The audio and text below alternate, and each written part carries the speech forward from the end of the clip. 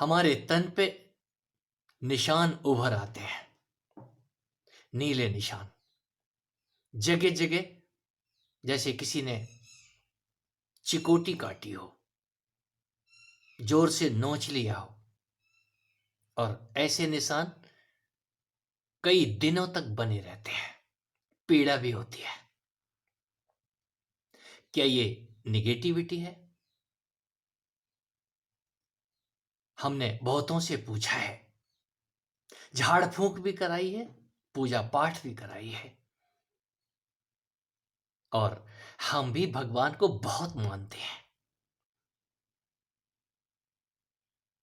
फिर भी ये हमको क्या होता है, अक्सर रात में हमें ऐसा लगता है कि कोई हमारे साथ जबरदस्ती करता है।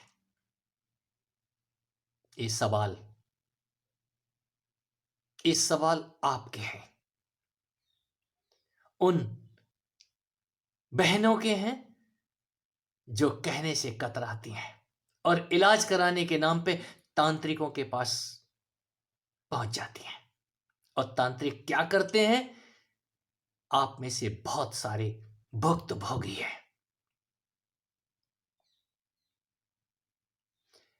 ये योग और ध्यान का रास्ता है, पूजा और प्रार्थना का रास्ता है। इसमें निगेटिविटी के लिए कोई स्थान नहीं है।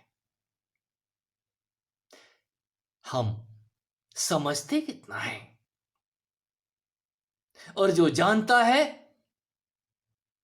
वो जनाने की बात करता है। जानने के लिए आपको कहीं अपने मन और बुद्धि को एक तरफ उठा के चलना होगा। अपने ही अंदर उस श्रद्धा के बीज को थोड़ा बड़ा करें। जब भी हमें कुछ ऐसा होता है तो हम सबसे पहले चिंता से भर जाते हैं, ये हमें क्या हो गया है। और यदि कोई कह दे आकर के ये सब गलत हो रहा है, ये कहीं निगेटिविटी है, कोई भूत प्रेत का असर है, फिर तो हमारे रोंगटे खड़े हो जाते हैं। पता नहीं क्या आफत आने वाली है, क्या आफत आ गई है, कौन हमसे चिपक गया है। और वो भूत प्रेत के नाम पे लंबा इलाज। कुछ ज्यादा पढ़े लिखे हैं, वो मनोचिकित्सक के पास जाते हैं, और उससे भी थोड़े आगे बढ़ जाते हैं तो पागल खाने में। मेरे साथ भी ऐसा ही होता था। मैं भी उस पागलों की भीड़ से बाहर निकल के आया हूं। यदि आपके साथ कुछ ऐसा हो रहा है तो कुछ गलत नहीं है। थोड़ा सा अपना एंगल बदलें प्रेम का। जो भी आप अभी तक सोचते हैं, आपकी सोच के मुताबिक ये दुनिया नहीं चलती है। ये दुनिया अपने आप चल रही है। और यदि कहीं आप इस दुनियादारी से हटके उस पूजा और प्रार्थना में लग गए हैं, किसी को पुकार दिया है आपने,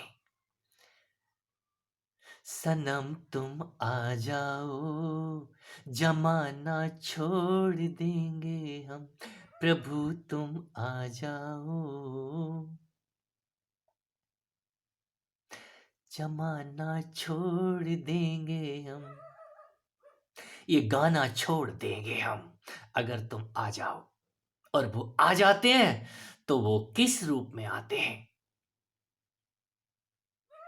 हम पे कोई काली छाया आ गई है।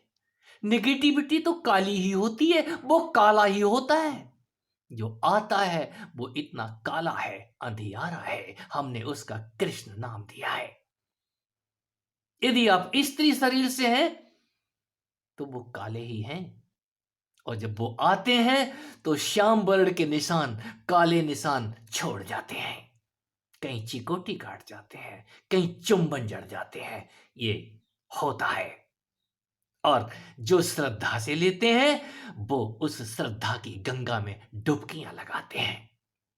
एनर्जी का डांस, ऊर्जा का अवतरण कहीं उनको महसूस होता है। चाहे वो किसी गुरु की कृपा से हो या अनायास भी, उनके भाग्य के द्वार खुल जाते हैं।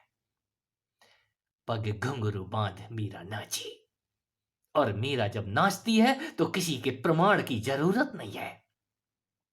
आपके पैर अनायास उठ जाएंगे, चाहे किसी कीर्तन में आपके उठ रहे हो, या गर्दन डोल रही हो, या आप ताली पीट रहे हो। यदि आपको कुछ लग रहा है कि ये मेरे किए से नहीं हो रहा है, गर्दन का झूलना, ताली का पीटना, डांस का उतरना, और वो डांस ऐसा है जो आपके किए से नहीं, अनायास उतरता है और आप इतना नाचते हैं। हमारी एक बहन गुजरात से, और नवरात्रों में इतनी उछल कूद मचाती है कि भीड़ इकट्ठी हो जाती है। इस पे तो माता आती है, आती है। माता नहीं आती है, माता का बेटा आता है। और जब वो आता है तो वो उसके साथ होती है।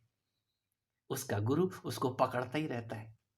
बेहोश होने के बाद उसके बच्चे फोन लगाते हैं, बाबा जी हम क्या करें? कुछ मत करो, थोड़ी देर में उठ के खड़ी हो जाएगी। और ऐसा ही होता है। एक नहीं, यहां अनंत है। जो अनंत है, उस अनंत के साथ एक होकर के, एक रस होकर के, उसका रस, उस रस में परमात्मा का आनंद ही आता है। पुरुष भी अपने आप को स्त्री रूप से सजने लग जाते हैं। कोई तो गोपी बन जाता है मेरे जैसा। मेरा ये कलर कपड़ों का, कहीं मैं स्त्री ही हूं। जिनको ये दिखाई देता है, ये तो किसी काम का नहीं है। सच में मैं किसी काम का नहीं हूं, और जिसके काम का हूं, मैं उसकी बधू हूं। ये बधू बनने का सुख किसी बधू से पूछो, वो एक बार अपना वध तो करवा ले। वो तलवार उसी की गर्दन पे चलती है, उसी के दो टुकड़े किए जाते हैं। जरासंध आपका शरीर वो दो टुकड़े कर देते हैं, इधर से उधर फाड़ देते हैं तीर लगा के। ये तीर, ये त्रिशूल, ये त्रिशूल फिर शूल नहीं होता, वहां पीड़ा नहीं देता, वो त्रिशूल आनंद देता है। यदि वो त्रिशूल की नोक कहीं लग गई है, तो वो विष में बुझा हुआ त्रिशूल कहीं निशान छोड़ जाता है। मैं इशारे ही करूंगा। प्रेम, इसी तन के ऊपर वो प्रेम की स्टाम्प्स लग जाती हैं। इसी तन के ऊपर आपको चिन्ह दिखाई देंगे। कहीं आज्ञा चक्र पे वो बिंदिया उभर के बाहर आ जाएगी। कुछ तो है वो लाल बिंदिया। आपके ही, आपके ही इस तन के ऊपर गवाहियां आती हैं। तन के ऊपर गवाहियां आती हैं तो जाग के मन बोलता है, कहीं ये वो तो नहीं, कहीं ये वो तो नहीं। ये वो ही है। हम उसको निगेटिविटी ना लें, श्रद्धा से भर के एक बार आप प्रेम से निहार तो लें, बलिहार तो जाएं कि जो कुछ भी तूने करना है करो, कर लो। समर्पण मैं इसी को कहता हूं। जरा झुक जाओ, लेट जाओ, बिछ जाओ। और जो बिछ जाते हैं उनके सीने से लग जाते हैं, फिर वो नीचे हाथ लगा देते हैं।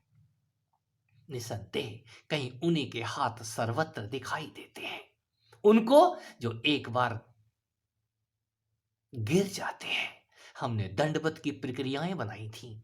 दंडवत, कहीं डंडे के माफिक जमीन पे पड़े रहना, कहीं दंड, दंड मिलने के बाद ही कोई